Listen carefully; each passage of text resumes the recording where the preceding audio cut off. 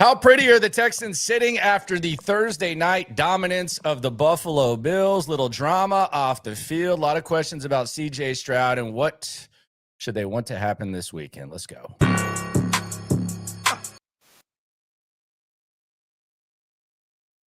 Yeah. Yeah. It's the Locker Room on YouTube. You know what it is. Let's get it. Hey. Locker Room. Yeah, we in the locker room. Texas talk. Yeah, you know what we about to do. Localize every angle's what we really do. We the source. We the pulse of the city too. Landlocked. Got the game in the headlock. Localize every time. Can't stop, won't stop.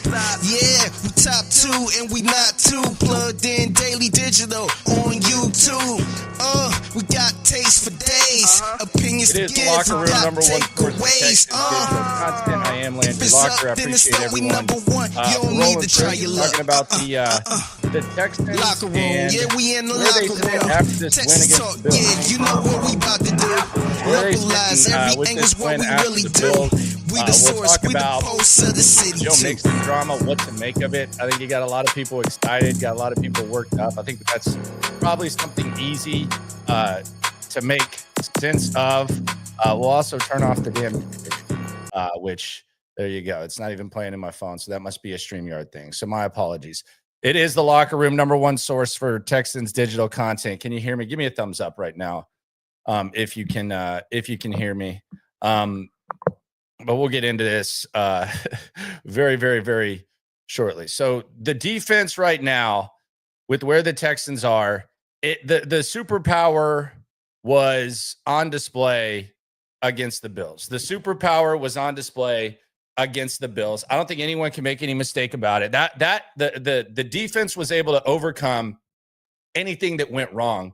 And as a result, it gave the Texans a pretty good situation moving forward. First of all, you have 10 days to rest before you take on the Indianapolis Colts, who we've been talking a lot about. We've been looking forward to that game. Then you also look at the NFL standings, and there are 8 teams right now with a winning record in the standings, and the Texans are one of those teams, and they are right behind the Jacksonville Jaguars. Now, the top 7 would get into the playoffs, but right now, the Texans are one of 8 AFC teams with a winning record. And we just pull up the standings right here.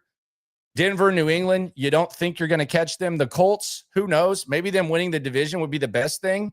And then you have the Steelers, Chargers, Bills, Jags. Now, Pittsburgh is interesting because Baltimore is just creeping up on them at an insane level. And if you look at the Ravens right here at 5-5, what you're hoping for in this mix, you're hoping that either the Steelers or Ravens knock off each other, and then whoever is not the division winner, then they're just behind you in the standings. So that would bring up rooting interest number 1 this week as you get to scoreboard watch as a Texans fans.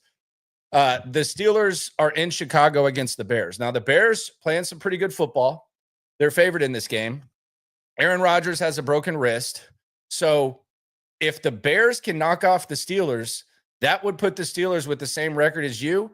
Baltimore, they got kind of a bunny this week. They'll improve to 6-5. And then the quest of getting rid of the AFC North when it comes into the race could perhaps become a reality. So if you're a Texans fan, you want the Steelers to fall to the Bears to kind of clear up some space there. Other games this weekend with rooting interest, the Patriots and the Bengals. This one, I guess you wanted the Bengals to be put out of their misery. They pretty much have to go 7-0 to get into the playoffs, or they could maybe just catch up in that division that we previously mentioned.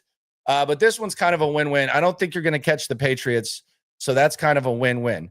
This is an interesting one. And the Texans, there's a chance that on Monday, the Texans could actually be in the playoff picture. The Jags at Arizona. Now, the Jags are coming off a complete thumping of the Los Angeles Chargers, but it feels weird. The last time the Jags acted like they won a Super Bowl in a regular season game, it was against the Chiefs, and they completely fell off after that. Arizona's only a 2.5-point dog at home in this game. This one feels a little bit interesting, and I think it would be very, very Jacksonville Jaguar-y to, I don't even think that's a word, but we'll make it a word, for the Jags to win the game the way they did, act the way they did after they won the game, and then come out and lay a complete egg against Arizona. I think that would be very, very Jacksonville Jaguar-y. And then you have the Colts Chiefs, and this one's kind of split. Some think that you can still catch the Colts to win the division. I don't believe that. So I think in this case, you're actually rooting for the Colts in a strange way, because it then kind of pushes the Chiefs back to where you don't have to worry about Kansas City. And Kansas City has Dallas this week on a short week as well. So you could get in a situation where you have to worry about KC less. And oh, by the way, you get the Colts twice. One of them's the last game of the season. And if the Colts are running away with the division, then it might not matter for them in that situation. So I can understand both POVs here. I know John McClain yesterday on SNL, he said that, you want the Colts to lose. I guess. I just think that winning the division is kind of on the back burner. And furthermore, I want to see the Texans kind of like road warriors. I want to see this team with a 09 Jets feel, and kind of just going on the road, defense traveling, no more of that noon Saturday game. I think that would be the most ideal thing. But for the Texans, what the win means, first of all, national media types are talking like crazy about the Texans. It almost feels like there's a lot of maybe overdoing it a little bit when it comes to the squad that we watch all the time. But it means you're about where you thought you would be. You're in good position, and you're handing the keys to CJ Stroud, which is one of the more interesting dynamics. To complete and conclude putting a bow on the Bills game, I'm going to give out the Texans turf, Kings of the Turf. Shout out to Dan the man. I was out there on the turf just now. My father's coming to play with my daughter. They're always out there on the turf. She's waiting outside because she wants to go out on that Texans turf. And there's never any insects, never any mud being drug in. And it's the best thing about the crib. It increases the value. Neighbors are envious. I love it. Shout out to Dan the man. If you want to get some turf like I did, Texans turf, I shop for you, so you don't have to. In the spirit of that, the Kings of the Turf for the Texans at a special time. Normally we do this during the post, but since there is no game on Sunday, we'll do it today. Turf King number 1. I said he was one of the 5 best players in camp. But some people probably rolled their eyes at that when they watched him play this year and kind of go up and down. But he looked at this week. Kalen Bullock. Kalen Bullock, completely dominant in this game. The best game of his career. It's going to be hard to do much better. Kalen Bullock, we've talked about safety play. There still appears to be a little bit of a vulnerable state when it comes to the linebackers and safeties at times with the Texans. Hell, even the other night. But Kalen Bullock, Turf King number 1. Turf King number 2, Will Anderson. And you could throw Danielle Hunter in here too. I talked about this 5 weeks ago. Danielle Hunter and Will Anderson eating at the same time is what this team needs. And in the last 3 weeks, Anderson's gotten a sack, and Danielle Hunter has gotten 7. Gotten a sack in each game. Will Anderson, I should say. These guys are playing like the best edge duo in the league, and the corners are playing like the best corner duo in the league. Will Anderson, absolute beast, absolute dog, and Danielle Hunter and him as a duo, that's going to travel very, very well. Turf King number 3, he wasn't great, but when you go 3-0 and you hand the keys over to the starting quarterback with an opportunity to do what we previously mentioned, you got to give it to him. Davis Mills wasn't his best game. You could tell he was a little bit nervous. I know he tried to be a hardo and say, it's just another game. He's a human being. This is by far the biggest game that he's had. This is by far the best team that he's playing. And you could tell early on he was a little bit nervous, calmed down a little bit, made some plays that he needed to make.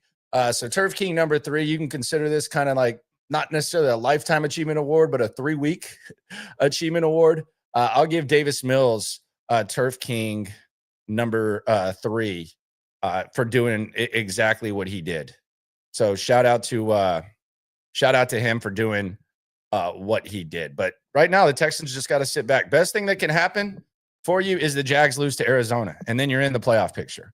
You can debate amongst yourselves about Chiefs and Colts. You can debate in here too, but my main point is I don't emphatically say that there's one right answer, but I do think it would be more beneficial for the Colts to knock off the Chiefs instead of the other way around. I think, and because it makes your Week 18 game easier, and just get the Chiefs, just have as less traffic around you when it comes to the playoffs as possible. You do also get a crack at the Chiefs a little bit later on, and they could very well be in terrible shape. I thought the Chiefs were going to flip the switch immediately, and as soon as they got their receivers back, and it did not happen.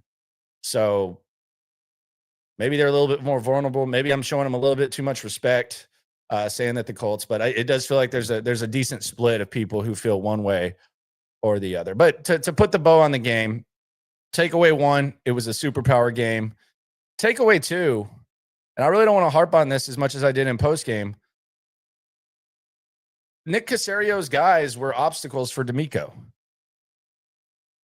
John Carroll, grad, Frank Ross, he's been bad. He's been bad. We don't have to harp on it. He's been bad. His special teams have gone from second in the league in DVOA to 17th. So they're a bottom half special team unit. I'm not going to sit here and say it traces back to when he mansplained, but it kind of does. So they're bad. Special teams is bad. The offense with Nick. Not going to do it. Not great. Not great with Nick Caley. And those are the two most important things moving forward. And we'll get into the running back drama. We'll get into some other stuff.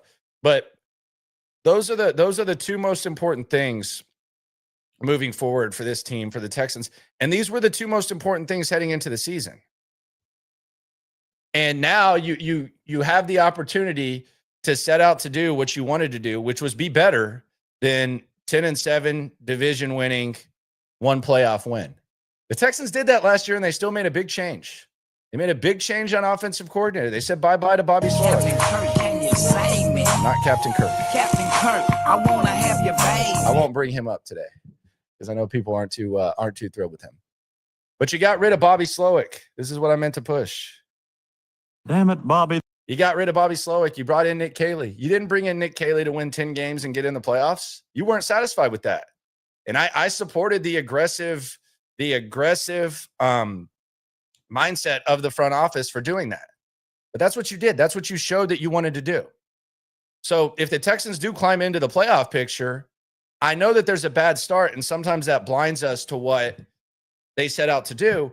But if these two things don't happen, then you really got to question the big decision they made. And those two things are, number one, CJ Stroud looking good. CJ Stroud needs to look good.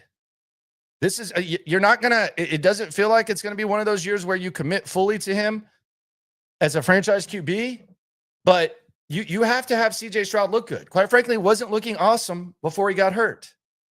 So CJ Stroud down the stretch, he's got a big opportunity. He's got to look good. That you made that change after going 10-7, winning the division, winning a playoff game in dominant fashion, and then kind of pushing the Kansas City Chiefs. You made that change so that you could see what CJ Stroud would look like and if CJ Stroud would look good. So that's what has to happen. If they go out there and let's say the Texans, it looks a little bit similar and there's struggles on offense and the defense carries them, how is that any different than last year? And what are you going to do? Because you said last year it wasn't good enough. Do you run it back with Caley and Stroud? What do you do? That's the most important short-term and long-term thing. Because the other thing about it is if CJ Stroud looks good and CJ Stroud plays good and this defense continues to do what they do, then when people are bringing up the 2009 Jets, when people are bringing up the 2017 Jags, when people are bringing that up, then you have a chance to make a run and you have a chance to be able to do what you set out to do. So that's number one. Number two, Nick Caley turning it around. This is very important. If Nick Caley doesn't figure it out and maximize what he has around him, then what do we make of that change? Bobby Slowick didn't get a chance to turn it around. Bobby Slowick in his first year looked great. Now, I think the players turned on him. I think they probably regret it a little bit. But Nick Caley's got to turn around. CJ Stroud's got to look good. That's just the reality of the situation. That's just kind of where they're at, and that's what they told you that they needed to that they set out to do. Now, does that mean like it's a 100% possibility? Like, do I sit here and say Nick Caley is holding CJ Stroud back? Don't know. Was CJ Stroud holding back Bobby Slowick and Nick Caley last year? Don't know, but they got to figure it out. They got to figure it out. And I think, and this is the reality of the situation. This isn't moving the goalpost. I know sports are fluid and sometimes stuff changes, but as awesome as it is when they win, I love it. Business is better. Everything's better. But as awesome as that is when they win, I do think you still got to look at the reality of the situation and where things are and where they wanted them to be. So all of a sudden, if 10-7 is okay, my question would be why? That's not what you envisioned when you made the change you made last year. So they got to get into the playoffs and they got to do some damage. They got to do some damage. So I think the way that it looks in the small picture, you can't really style point wins with this team because it is a flawed football team. But in the big picture, when it comes to the state of the organization, the decisions they're going to have to make, the decisions that they made that required a lot of coconuts. I mean, D'Amico Ryans fired his friend. D'Amico Ryans fired his friend, and he did it for Nick Caserio. Period, point blank, end of story. You can see it. There might have been some frustration with Bobby Slowick, rightfully so. We all saw it. But those guys started their coaching careers together. They're friends. They like each other. And you just happen to go back to the New England Patriot offense that Nick Caserio loves with a guy that Nick Caserio worked with in New England, with a bunch of offensive linemen that work for the Patriots and an offensive line coach who, by the way, he's doing a hell of a job. Cole Popovich, I'll give him credit. But you did all that. That was D'Amico having to do it. And D'Amico's football king here. D'Amico's not going anywhere. So I don't think you get to a point where, yeah, we're rallying, we never quit, blah, blah, blah, yada, yada, yada, yay. Well, why did you have to rally? Like, really, like, why did you have to rally? Why was it necessary? Why did you have to rally? Nick. Times two. I think this team can do some damage in the playoffs with on defense. On offense, I don't know if this offense can be mediocre enough to be able to win games. And that's the whole point. That's why after a Buffalo game, it's a little bit frustrating because we were this close. We were this close to criticizing the defense for not getting a stop. A defense that made Josh Allen look pedestrian for the second straight year. A defense that forced turnovers. A defense that had 8 sacks. If Buffalo somehow scores at the end of that game, what are we saying? What a wasted effort by the defense. You can't do that. Can't do that. Nick Caley wasn't ready to go. So they've got to get to where special teams and offense can do their part. It's never going to be 33-33 when it comes to the slice of pie of complimentary football with this team. It's never going to be. Not this version. It's not going to be 33-33-33. Defense is always going to have the biggest piece. And then offense and special teams are going to have to figure out and adjust accordingly. But it can't be 80-10-10. And I'm probably being generous to the special teams with the 10. It can't be that. Not down the stretch. And that's not what you signed up for. I think this defense should be very proud of themselves. But quite frankly, special teams the last 3 weeks, they haven't been a complement to complimentary football. They've been an obstacle. Especially when it comes to coverage. They've been an obstacle. They're not a compliment. They're an obstacle. And the offense has been up and down. Not overly up. They had the good game against the Jags where they came back in the fourth quarter, but they got to get it right. They got to figure it out when it comes to the offense. The offense has to pick it up. That's what you set out to do. This is something that we talked about. A large amount of our dialogue last offseason was the offensive coordinator. The largest amount of the frustration is the result of the offense. So that's just what they got to do. That's what it is. That's the expectation. That's the standard. And it's short and long term. Like you can't, the 2 special teams performances that they've had 2 of the last 3 weeks, these next games that the Texans got, you're not winning. You're not winning. So they got to get that together. And those are the two most important things: how Nick Caley looks and how CJ Stroud looks. We know what the defense can do. And sometimes superhuman efforts as a result of the other two phases, special teams and defense, sometimes super efforts like this damn near get wasted. We've seen it a couple times. Yeah, it sucked that they didn't tackle Baker Mayfield. How about scoring on the 1 yard line? And that's where you talk about you're almost treating them like an honor student. Yeah, they didn't tackle Baker Mayfield. Oh, well, maybe if you'd score on the 1 yard line, that probably wouldn't have even come down to that situation. But it's go time. And it's go time for CJ Stroud.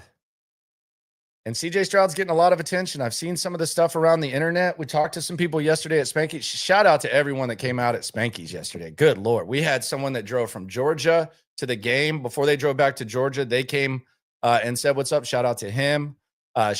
We had two people drive from Austin. We had someone drive from San Antonio.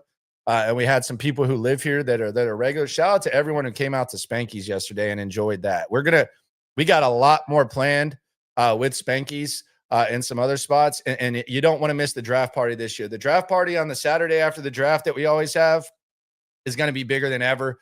I think we're going to get like hundreds of t-shirts and just make this a thing, because I know we like to nerd out with that. But yesterday was just great. Shout out to my guys from College Station too that came through, Aggies. One of them I said was a little bit of a 2%er. Kind of looked like a version of Jaden Higgins. But shout out to them. All the college kids, the OGs, all that. Shout out to y'all. It was fun. It's go time for CJ Stroud. It was one of the more popular topics. CJ Stroud. The body language thing, I think, is kind of funny. In the locker room, there's a lot of people taking a lot away from that. I don't know. But he's got to go out there. He's got to ball. And CJ Stroud is really inheriting. I know that pressure can be kind of a hackish topic. How much pressure is on him? He's inheriting a team that is being talked about better than they have all year long. There's a lot of people saying a lot of good things about about the Houston Texans. And now they've seen Davis Mills win games. They've seen this defense. And now CJ Stroud takes over. He might be fresh. He's got 4 weeks off. He might go out there and do his thing. Some of the signs, the early signs that we saw against Denver, San Francisco, Baltimore, going to be facing better teams. But CJ Stroud, the table's been set for him. I think there's a couple of things that I think need to happen for CJ. And one of them needs to be like, is he going to be scared to run? Is there going to be a little bit of hesitation for CJ Stroud to run the ball now that he's been concussed? Because I thought that was kind of something that he was a little bit too hesitant to do before. Is he going to know how to get down? There's that question. Other question is, is the offensive line put in position better with Davis Mills than they are with CJ Stroud? Like all this pre-snap crap we talk about, it does exist. I mean, it was well documented. And I think I saw Alexander of the Chronicle say, well, the offensive line can play better. I don't know how you put that on CJ Stroud. Brother, we've been talking about pre-snap responsibility all year. So now that just doesn't exist. It's not a possibility that Davis Mills is helping the offensive line play better. It could be a personnel thing, but maybe there's something that he can take away from Davis Mills there. And then Higgins has to be involved, or there has to be at least a solid number 2 receiver. I don't know if y'all feel like it can be this guy. Captain Kirk has arrived. I repeat, Captain Kirk has arrived. He's got good chemistry with Noel. Maybe he can watch what Higgins has done and the chemistry gets there, but that's going to be something he's going to have to do too. Maybe that's something that CJ Stroud takes away from Mills. Force it to Nico, feed Higgins, maybe some of the pre-snap offensive line stuff. Got to figure it out. I'm with you 100% on the CJ Stroud has got to play better. I think he's probably there as well. I think he needs to run. I think he needs to run more. There's people in the chat saying don't run. He's got to learn to slide better. I think diving is safer than sliding, especially if it's going to be as slow as the Trevor Lawrence and the CJ thing. But that's easy for me to say. I'm not the one that's close to getting headhunted by NFL players. So yeah. You ain't never hate. Swarm. Common sense says our Colts defense better than the Bills. Run defense is a little bit better.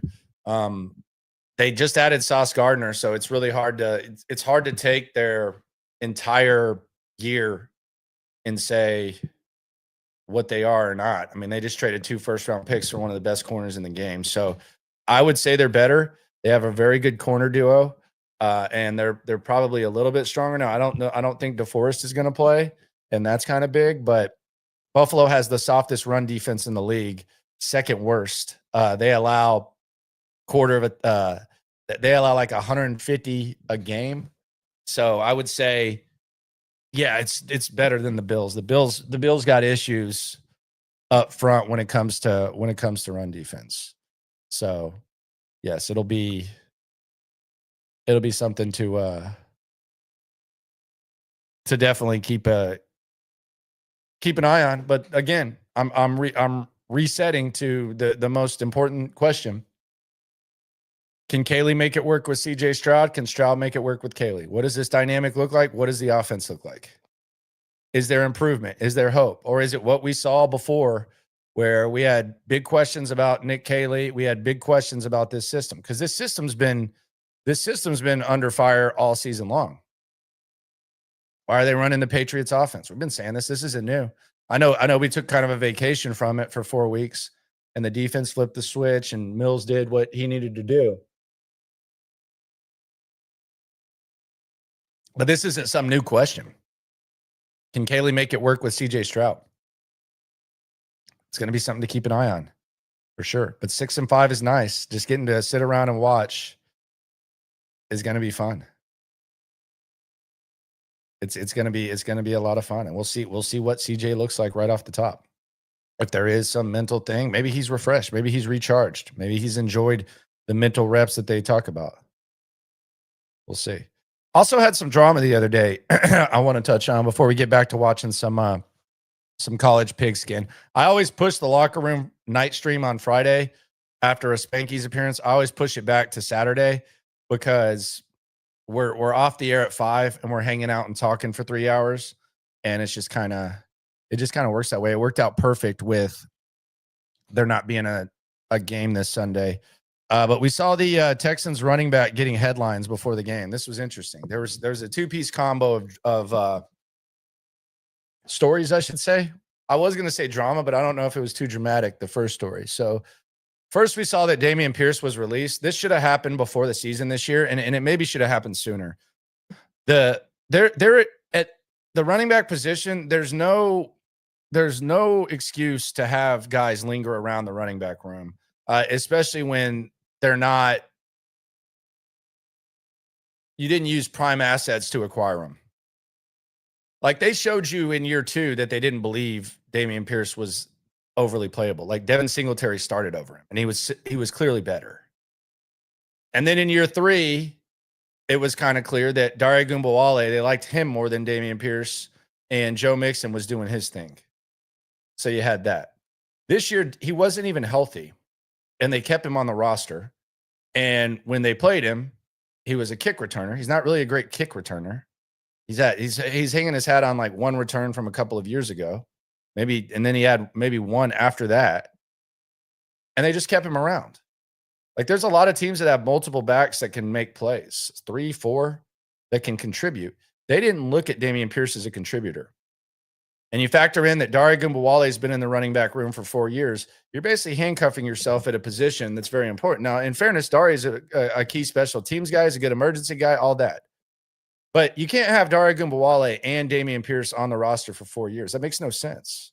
I mean, guys are going and getting running backs on late in day 3. They're getting running backs off the street. Like it's happening all over the place. So I just don't know why they drugged this on as long as they did. I like Dameon Pierce. I actually think it's unfair to him. This isn't just an attack on Dameon Pierce. There might be a situation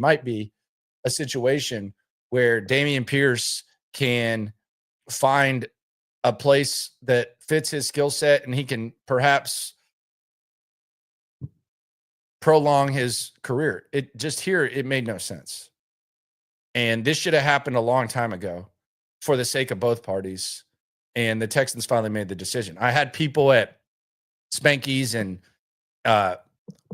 emails and chats saying, well, why do it before the game? Why not? It's not like they were going to play him. Like, that's the thing. Like, it's not like he was a playable guy. They showed he wasn't playable. Like when he was active, he was basically just out there tripping and falling on kick return. It's not like they got rid of a guy that they anticipated they were going to hand the ball to. They didn't do that.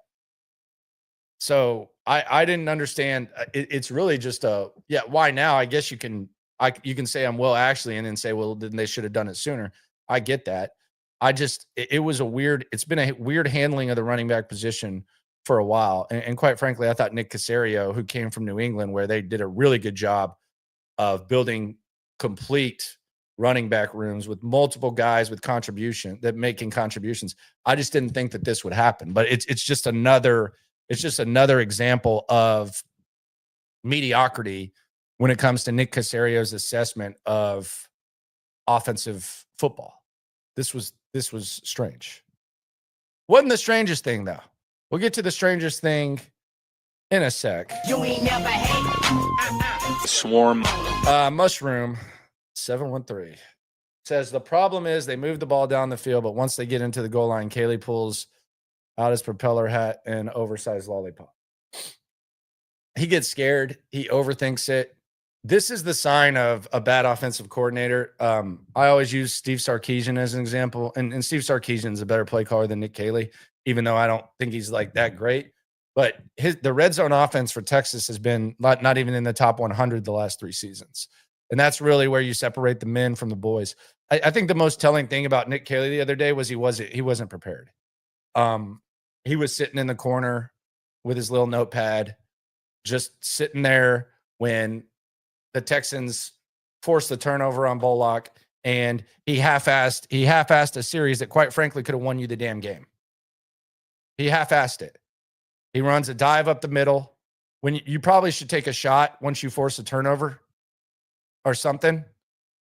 He takes a dive up the middle and then he targets Woody Marks for the first time all game, which don't get me started on the lack of targets. And it's 7 yards behind the line of scrimmage. That to me just kind of confirms the robotic nature. And I disagree with this. This gets said a lot. We need a seasoned OC over 1 year upstarts. I disagree. I just think they need to get a good one. Bobby Slowick was fine in year 1. It wasn't like he was overwhelmed. He didn't adjust well, but there are established offensive coordinators that suck all the time. I wanted Josh McCown. I always want Josh McCown. I think he can put together a good staff. I think he can work with a quarterback. I don't agree with needing a seasoned offensive coordinator. Is Chip Kelly doing great with the Raiders? Not a great situation, but I don't think he's doing too great. I don't agree that you have to have like some certain level of experience. Every OC has been first time at some point. I don't necessarily agree with that, but I get it. It just really pisses me off when someone is so robotic that when you have a chance to win a ball game, I know it was early, but when you have a chance to go up 2 possessions with the way your defense is playing, then you're sitting in the corner and all of a sudden the bell rings and you have to go to class.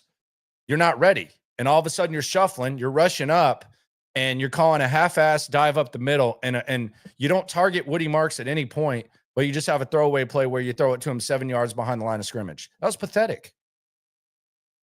And it's early in the game, but that right there, a 10, 11, 9-point lead for the Texans, 14, that's church. That's the game. Just that little moment, that can be the difference between wasting an elite defensive effort or capitalizing on it. How about not asking the defense to have to do what they've done? They're capable. But where's the complimentary football? Nick Caley right now is the guy in the group project who shows up every other day. And it's not, I don't expect him to have some sort of explosive offense. What I do expect is when you have 100% rate of a 1 yard play and you get to the 1 yard line and you don't run the QB sneak, that's a problem. When you have Laken Tomlinson inactive for 2 weeks, by the way, he was inactive this week, and not inactive. He was officially inactive this week, but you have him not play, and then you put him at guard and you run behind him twice on primetime against the Seahawks. That's terrible. I think the guy needs to be in the booth. I really do. I think the guy needs to be in the booth. I think he's too nerdy. His notebook is too thick, and he's too robotic. And I think distractions need to be eliminated, and he needs to go in the booth. He called the first preseason game in the booth, and then they brought him on the sidelines. I think he needs to go back up to the booth. We see Kyle Tucker with the Astros switching batting gloves all the time before he left, like kind of like a mental thing. I think he needs to go back to the booth. I really do. I think if you just let him have a view of what's going on, I don't think all offensive coordinators are like this, but I think you just let him have a view, let him have his pencil and whatever the hell he uses, paper there, so he can write down and not just be in a corner and caught by surprise. I think Nick Caley's a booth play caller. Josh McDaniels was both, I think, right? I know Joe Brady was in the booth. I think Nick Caley strikes me as a guy that needs to be up in the booth. I know he's a position coach. You're not a position coach anymore, brother. I think he needs to be in the booth.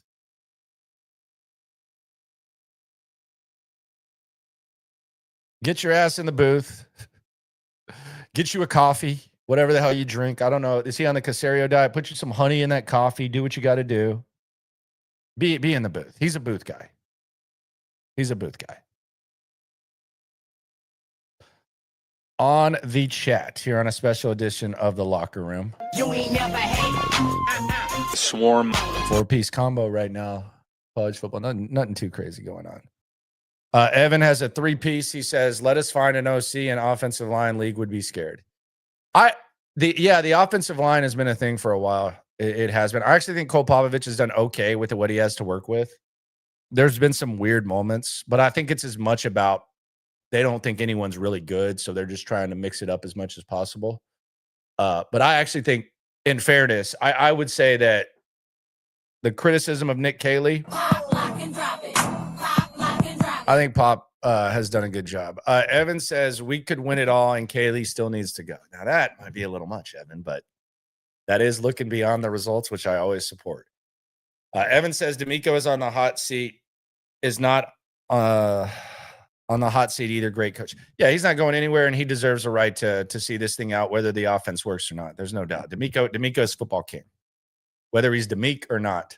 And there's an offensive blind spot. D'Amico is the football king. He ain't going anywhere. So yes, we would agree. I would agree with that 100%. At no point have I ever thought that D'Amico was on some sort of hot seat or should be. You ain't never hate. Swarm. Von Clutch -2679. Maybe we should just get a coach from college, like an offensive coordinator. I don't know. I'm Josh McCown or bust. Rich Boy J says, I think you owe Trent Brown an apology video. Look, I just didn't think he could play a full football game. That was a bet I made. That was a bet I had to pay up. I watched this guy move. It's a unique specimen. He's over 400 pounds. He's damn sure not 380. I don't even think he's 6'8". I think he's closer to 6'10". And the way that he moves, the injury that he came off of, I did not think he could play a full football game. And I'll be damned, he has. And he's done a very solid job. So he seems like a great dude, seems like a great vibe. I did not think that Trent Brown could do what he's done. And quite frankly, it ended my streak of forecasting washed up offensive linemen. I go back to Matt Khalil. I said he couldn't play the first day of camp. Justin Britt, who's kind of like taking it a different direction, but he was clearly washed. Shaq Mason. Trent Brown is 400 plus pounds and he's 6'10". And man, he is just moving so slow out there, but he's a good vibe. He's a good vibe. So nobody, just give me the format, Rich Boy, of how you want the apology, and I'll do it like cameo style. Just give me like the bullet points that you want of Trent Brown. I'll give him the apology video. I did not think that guy could play a game of football. He's played 3. He's done his thing, and good for him. And it's great to see. Evan says, and at least they hit on Ariante Ursary at least. Yeah, it looks like it was a good pick. The struggles are inevitable. and they could actually increase down this stretch as the schedule gets tougher. But yes, I would say that Ariante Aristeri did his thing, and he's looking good. He's looking like someone that could be a long-term piece. So it'll be interesting to see the offseason. I don't want to get ahead of ourselves. Maybe if they hadn't won these last few games, we could get ahead of ourselves and start talking offseason. But it will be interesting to see how they attack and how they fill this offensive line once the offseason does begin. Like, what's the attack? And the other thing is, do you really trust John McClain to be? I said John McClain. John McClain brought it up yesterday. Do you trust Nick Caserio? I would trust John McClain to find an offensive line more than Nick Caserio, because you know what he would do? He'd just call Mike Munchak. He would just call Mike Munchak. Hey, Mike, what do you think of this guy? Which is a good guy to lean on. But that's all he'd do. But it will be interesting to see how they kind of attack that. Can we sweep the Colts? So I think you want the Colts to win their games besides the Texans. And I've brought this up. I don't know if you've seen it, Iron Man TXN. I appreciate you for rolling through, my friend. So much like the Titans in 2019, when they faced the division-winning Texans in the final week of the season, the Texans didn't really try against them, and it helped the Titans get into the playoffs, and they went to AFC Championship game that year, actually. I think if you win the first one and the Colts are winning, and they can actually do you a favor this weekend, which I touched on previously with the Chiefs. If they can beat the Chiefs and then you can beat them, then the Chiefs are further back, and perhaps the likelihood of that week 18 not meaning anything could increase. Now, on the other hand, if you think they're going to sweep the Colts and they can, no matter what, then maybe you're rooting for the Chiefs. It's really not a terrible situation. Like, what's going to happen is Monday, you're going to look at the standings, or even Sunday at about 6 local time, and the playoff picture is going to be very clear. You're going to feel much better about the Texans than you have really all season long. It's the first time they've had a winning record. First time that if Jacksonville loses, you're in the playoff picture. But there could be a number of ways to go for that. Do I think the Texans can beat the Colts twice?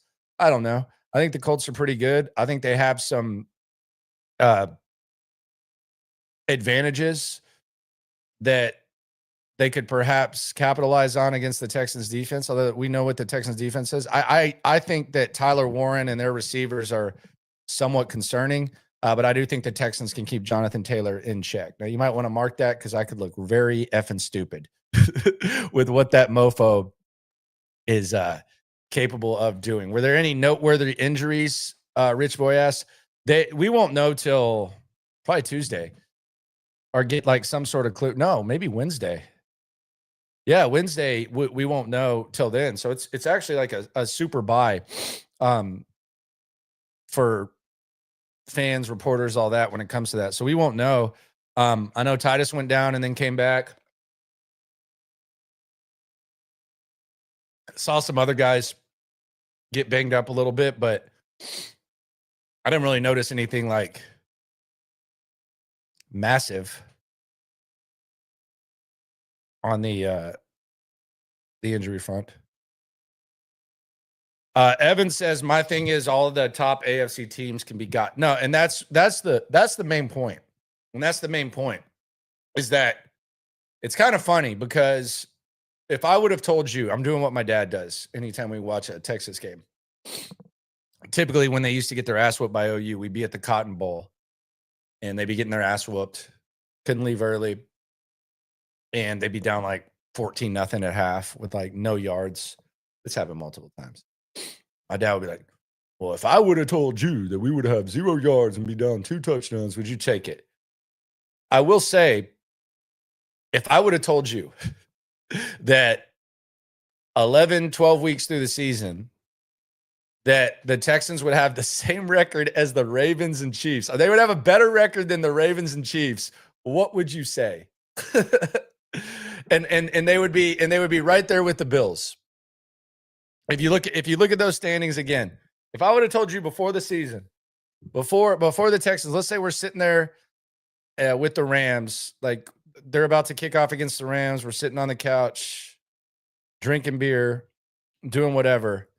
If I looked over to you and said, hey, I got this magic crystal ball, I can tell the future, the Texans are going to be one game back of the Bills, and they're going to be a half game up on Kansas City and Baltimore after they conclude their 11th game of the season. What do you say? You're taking it, right? You got Baltimore and Kansas City at 5-5, Texans at 6-5, and then you have the Bills at 7-4. It's crazy. And then you look up there, none of those teams really scare you. I'm not sitting here saying the Texans can beat any of them, but none of them really scare you.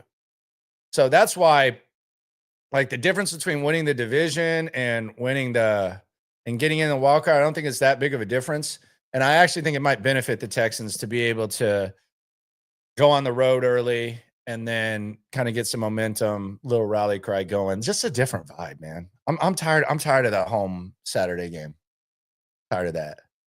I want to see the different vibe. I want to see that Jets, that 09 Jets that we've actually been talking about for a couple of years, but I saw some national folks are talking about it now. That's what I want to say. But yeah, it's wide ass open. It's actually kind of wild. Logan says, "Are you happy CJ's back?" Of course. Of course. I mean, we'll see how he reacts. We'll see what he looks like, but of course, yeah, you want your starting quarterback to play. Like, obviously, yeah, of course. And that's really the most important thing for the season, which we've already kind of set, was you got to see what CJ looks like. You got to evaluate. The ceiling's higher. But yeah, I think anyone should be happy that CJ's back, and we'll see what it looks like. Does that mean it's going to look great? Didn't look great before, but maybe there's some value in sitting on the side and learning. So yeah, of course, you're happy your starting quarterback's back. That's for damn sure. There's no doubt about that. Steven says, now we're worried about special teams. 17th in DVOA right now, and they started out, they were second. I always go back to this, man. As soon as Frank started getting weird, I was a little bit concerned about him. Frank's our boy, man. As soon as he did this, it just started getting weird. How did you arrive at the decision to go with Berrios at punt return instead of Knoll? I don't think there's a decision to go with anybody. I think every as soon as that happened, man. They were second when he said that. 17th now, all the way down. Gotta get that Frank mojo back and running. We got to get that Frank mojo back and running. Special teams can outperform like this. Evan, again, shout out to you, my friend. He says, this also goes to show how important a backup is. Yeah, that's the funniest thing to me is I'm hearing, like, this has been a conversation for a while, but it's like, would you trade Davis Mills? No, I don't want to get rid of insurance. I don't want to get rid of good insurance. I don't want Graham Mertz to be a play away. I barely like watching him practice. So no, I do not want to trade Davis Mills. We in here talking about practice. I think the Texans actually did a really good job of proactively getting him the extension for whatever they got it for. And it was a good deal for a backup. Now, if they would have waited, it probably would have been expensive. And Davis Mills probably wouldn't have been able to maybe seek out certain situations. I think Davis is fine being a backup. But I keep hearing, hey, would you trade Davis Mills for a third-round pick? No. Ask the Cincinnati Bengals if they would have liked to have Davis Mills this year when Joe Burrow got hurt. They had to play that Browning guy who's kind of the same as the same tier as Mertz. And then they had to go get the ghost of Joe Flacco for like that brief honeymoon. No, I don't. I always compare it to insurance. Like, you don't know that you need insurance till you need insurance. You can go years without insurance and you can be okay if you have like an Iron Man quarterback. But CJ Stroud has missed a month worth of games with concussions. We also haven't seen like CJ Stroud take it to the next level. So no, I don't want to get, I love day 2 picks more than anyone. I love the draft more than anyone. No, I don't want to trade Davis Mills for for anything. I think backup QB insurance is the best thing you can have. Ask the Ravens if they would have liked to have a backup quarterback. If the Ravens had a good backup quarterback this year, then the Texans are looking up at them. There's too many examples of it. No, I don't want to trade Davis Mills. I want the best insurance possible. I think he's a good resource for CJ Stroud. And quite frankly, if you had a shit backup, if Graham Mertz were your backup right now, the season's over and we're sitting here talking about the draft and we're watching college football saying, dang, that left guard right there, he would be really good. No, I don't want to trade the backup quarterback. It's crazy. Absolutely not.